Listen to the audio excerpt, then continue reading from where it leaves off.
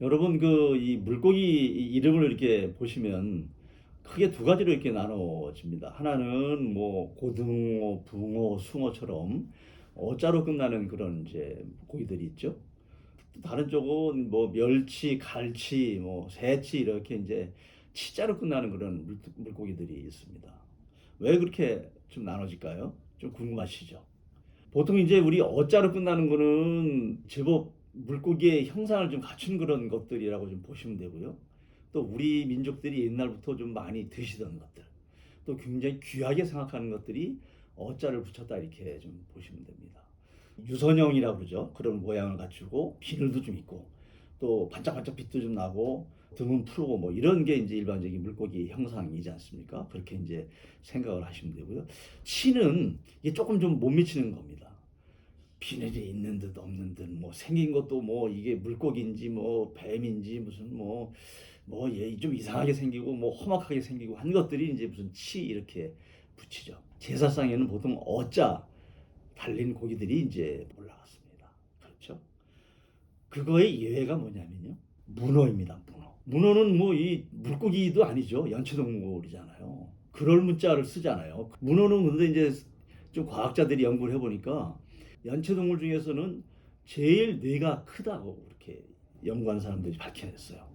그래서 시행착오를 겪으면 그 해결 방안도 찾을 수 있을 정도로 이 문어가 똑똑하다고 이렇게 얘기합니다. 우리 그래서 우리 뭐 월드컵 축구 이럴 때 보면은 문어가 무슨 우승팀 뭐 승자 이렇게 맞추기도 하잖아요. 그게 뭐 좀 우스갯소리지만 문어 박사가 일리가 있는 그런 거죠. 그래서 우리 안동이나 이런 데서는 문어가 제사상에 올라가지 않습니까? 제대로 된 물고기가 아닌 그런 것 치고는 문어가 아주 특이한 그런 케이스가 됩니다. 근데 반대쪽은요. 여러분 치자가 들어가 있는데도 아주 제대로 된 물고기가 있습니다. 참치죠, 참치. 참치는 우리가 바다의 포르쉐라고 할 정도로 엄청나게 빠른 물고기입니다. 그래서 포식자예요, 포식자. 이 상어나 뭐 이런 거 이외에는 제일 큰 포식자가 이 참치입니다. 원래 참치의 공식 명칭은 참다랑어. 그 중에서도 다랑어가 여러 개가 있죠. 뭐 가다랑어, 우리 가다랑어 포 써가지고 이렇게 육수 내잖아요. 그게 가다랑어 포죠. 참치는 참다랑어라고 하는 거죠. 근데 참치는요, 왜 참치가 됐냐면 우리나라에 1957년도에 원양어업이 처음 시작됐어요. 그 사람들이 가서 잡은 게 뭐냐면 참치였습니다. 참치. 그러니까 참다랑을 잡아온 거죠.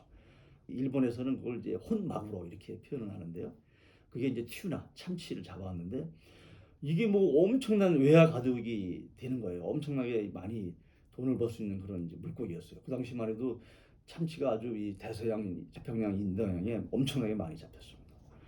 그래서 이제 이거를 잡아와서 우리나라로 이제 가져왔는데 너무 이 귀한 물고기가 잡혀오고 그랬으니까 그때까지 참다랑어라고 하던 거를 야 이거 진짜 돈이 되는 물고기니까 한번 이름을 한번 붙여보자 그래서 그 당시에 막 이 수산 쪽에 있던 사람들이 이 같이 이렇게 놀이를 하는 과정에서 이거 진짜 물고기다.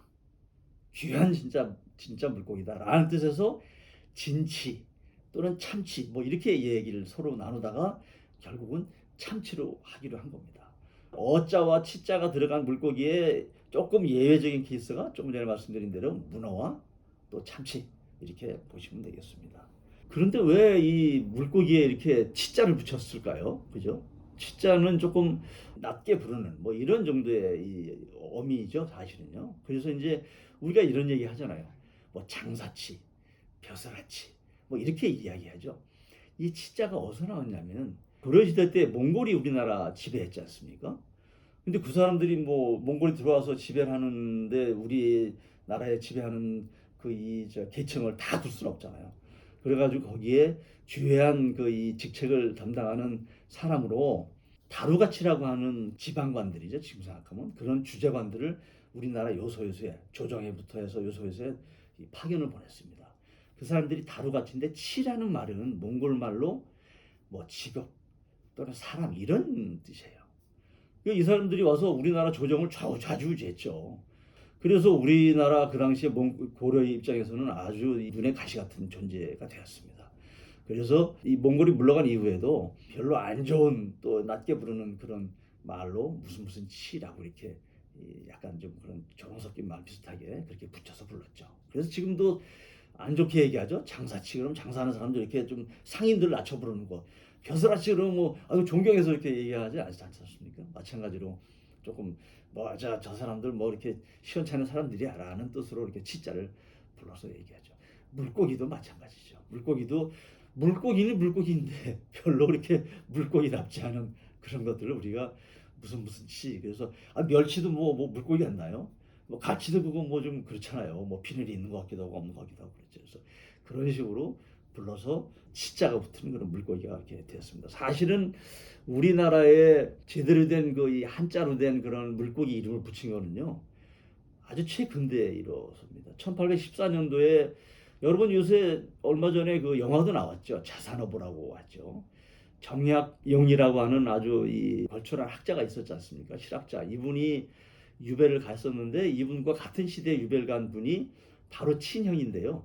정약전, 소남 전약 정약전이라고 하는 분인데 이분은 흑산도에 유배를 갔습니다. 흑산도에 가서 그분이 이제 거기에 있었던 어부들이랑 많이 이제 교류를 했죠. 그래서 이분이 이제 물고기나 무슨 해양 생물에 굉장히 많은 이름을 붙여줬습니다.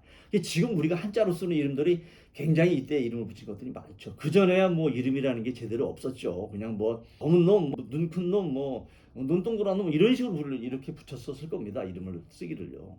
이 어하고 치하고 나눠진다고 그랬는데 우리가 어로 시작 끝나는 그런 물고기 중에 대표적인 게 민어입니다. 민어는 백성 민자를 써서 백성의 물고기라고 이렇게 이야기를 하는데요. 그 이유는 민어는 이제 봄철 늦은 봄에서부터 여름까지 많이 잡혀요.